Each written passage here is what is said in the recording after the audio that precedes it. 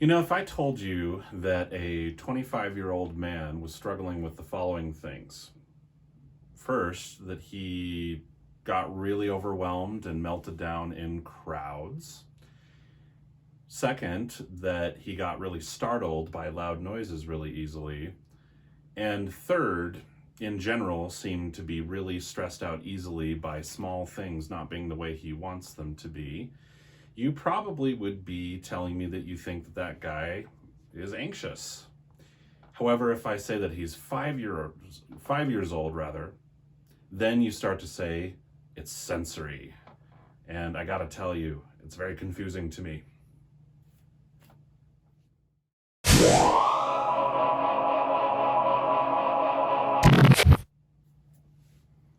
Hi everyone, this is Dr. Brett Pierce, child psychologist, coming at you with another educational video.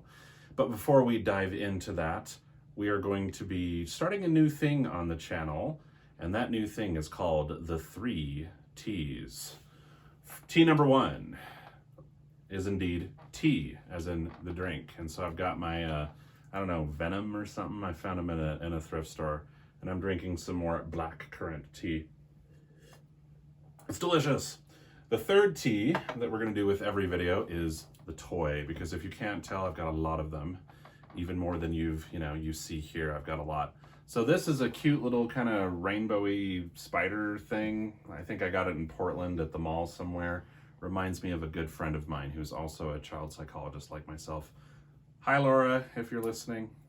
Hope you're doing well. And then the third T is indeed the talk. And the talk today is on the word sensory, specifically talking about sensory difficulties and why I get so confused by how people use that word, particularly with young kids.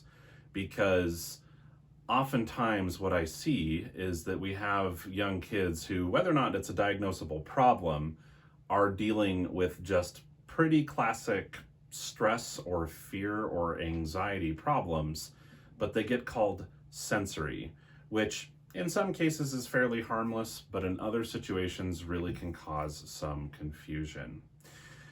So thinking back to the scenario that I pitched you in the intro to this video, I really do encounter that situation a lot.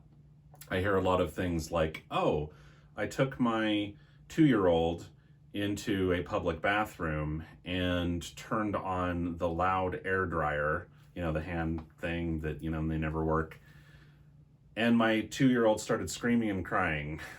So there's a possibility that really is sensory, but yeah, that would be somewhat like a gunshot going off outside my window right now and me freaking out and my adrenaline going through the roof and my having some anxiety.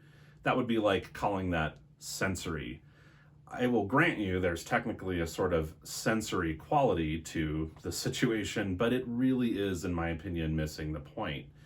And I see that point being missed a lot when it comes to how people think about young kids, even other professionals. And by young kids, I'm meaning ages 0 through 6. There really is a way where we seem to think that young kids can't ever struggle with any kind of negative emotion of any kind. They can't have problems with anxiety or fearfulness or sadness or anger, really. And so sometimes I think it's easy for us to look for these other things that are sort of external to that. And why might that be a problem? Well, in my opinion, one of the most important things to good mental health is a healthy relationship with negative feelings. And a healthy relationship with negative feelings means that we are willing to be aware of them. We know some things about them. We are capable of identifying and talking about them. And deep inside of ourselves, we show a willingness to experience them rather than a wish to escape them. But that's kind of getting a little esoteric. Bottom line is, we need to be aware of them. It's hard to have a healthy relationship with something that you don't know a lot about and don't really want to talk about. And so when we take a kiddo who's clearly dealing with a lot of anxiety problems, and young kids absolutely can and do sometimes deal with a lot of anxiety, and we start to describe it as being sensory, and we start to look for all these sensory-oriented ways of dealing with it, that could be helpful for sure. But I think there's a way where we cause confusion inside of ourselves as adults in that situation, and we can maybe inadvertently engender some confusion with kids.